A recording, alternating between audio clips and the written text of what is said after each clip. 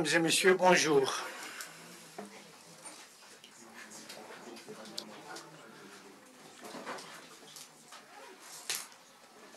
Je vous remercie de votre présence, surtout en distanciel. Nous avons déjà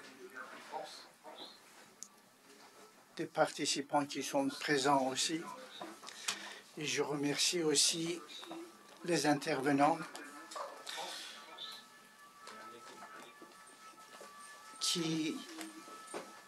qui traitent le sujet concernant de la politique européenne concernant de Palestine. Et bien sûr, pour votre information, le 28 ce mois-ci, c'est-à-dire 28 mars, on a une autre conférence qui concerne sur le destin de la Palestine. Et notre colloque aujourd'hui, ça concerne de la politique européenne concernant de la Palestine. La politique européenne désigne l'ensemble des décisions et stratégies et actions mises en œuvre par l'Union européenne et ses États membres dans divers domaines. Il repose sur un équilibre entre la souveraineté des États membres et les décisions prises en commun à l'échelle de l'Union européenne et évolue en fonction des défis contemporains tels que la crise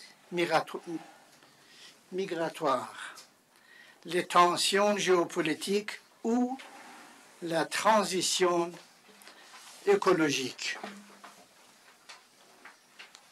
La politique européenne se divise en plusieurs grands axes. La politique institutionnelle, la politique étrangère et de sécurité commune, la politique économique et monétaire, la politique commerciale, la politique sectorielle comme agricole commune, régionale et de cohésion, environnementale, énergétique, migratoire et d'asile, et la politique sociale et des droits fondamentaux. L'Union européenne entretient des relations complexes avec la Palestine, marquées par des engagements diplomatiques, économiques et humanitaires de longue date. La Palestine est une région historique du Moyen-Orient, au cœur d'un conflit géopolitique majeur entre Israéliens et Palestiniens. Elle est représentée par l'autorité palestinienne en Cisjordanie et le Hamas à Gaza. L'État de la Palestine est reconnu par plus de 130 pays et est membre observateur de l'ONU, mais n'a pas encore la pleine souveraineté. Le territoire est divisé en deux zones.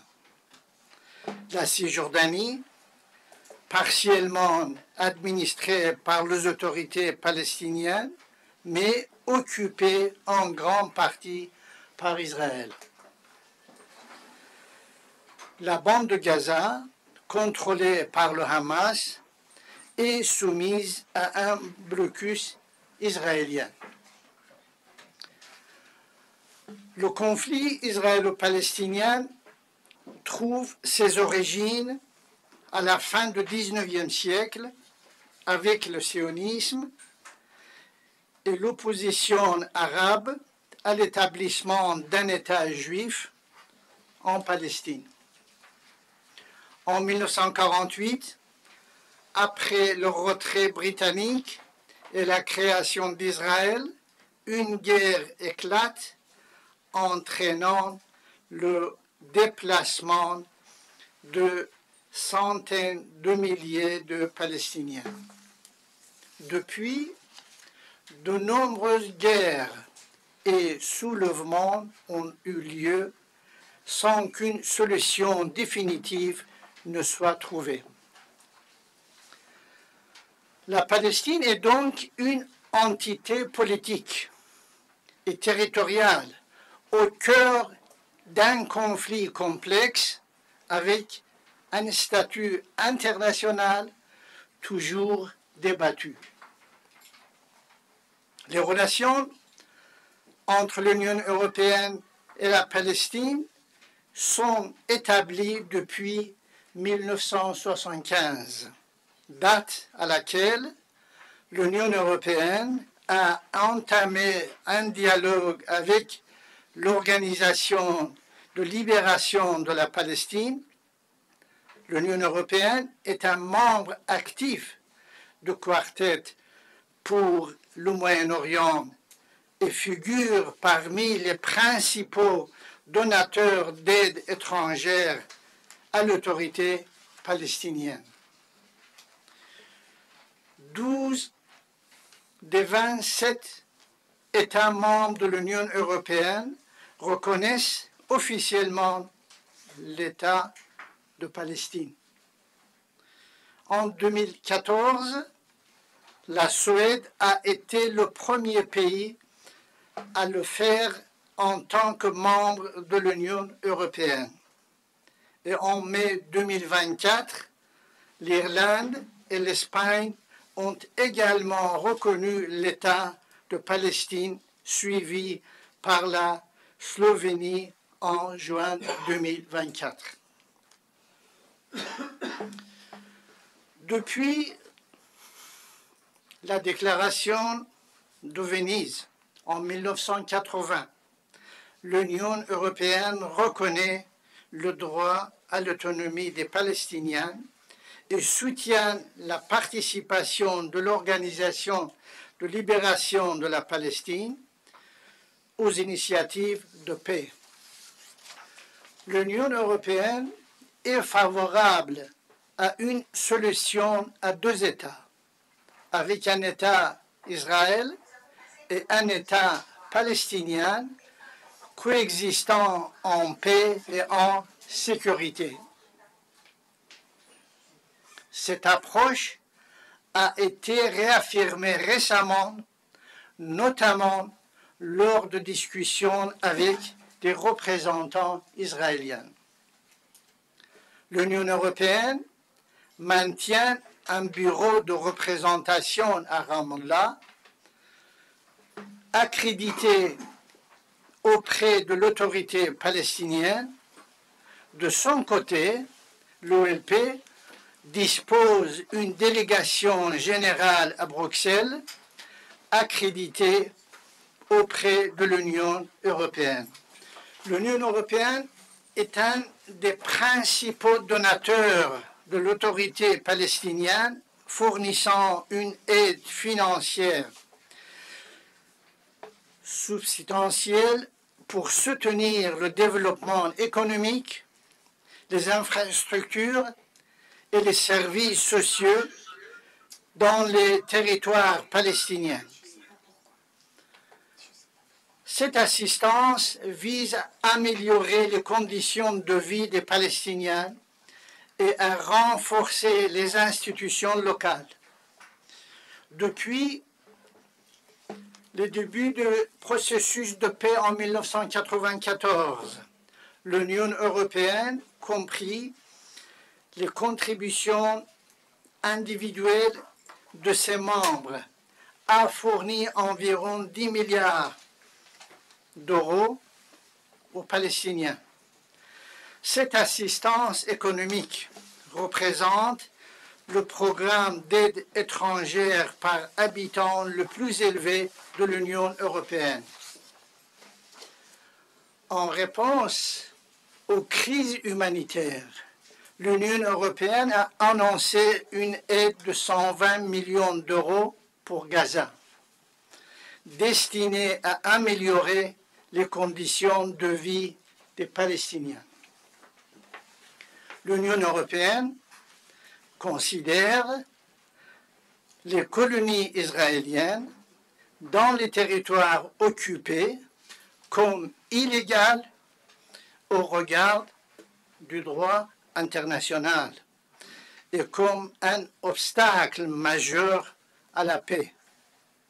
Elle maintient que les colonies israéliennes situées au-delà des frontières de 1967 sont illégales selon le droit international et a exprimé des préoccupations concernant les activités de colonisation israélienne, insistant sur le fait qu'elle ne reconnaîtra aucune modification des frontières de 1967 non convenues entre les parties. L'Union européenne a adopté des mesures telles que l'étiquetage obligatoire des produits originaires des colonies afin d'informer le consommateur européen. En 2024, l'Union européenne a également imposé des sections ciblées contre des colons israéliens impliqués dans des violences contre les Palestiniens, impliqués des interdictions de visa et le gel d'avoirs.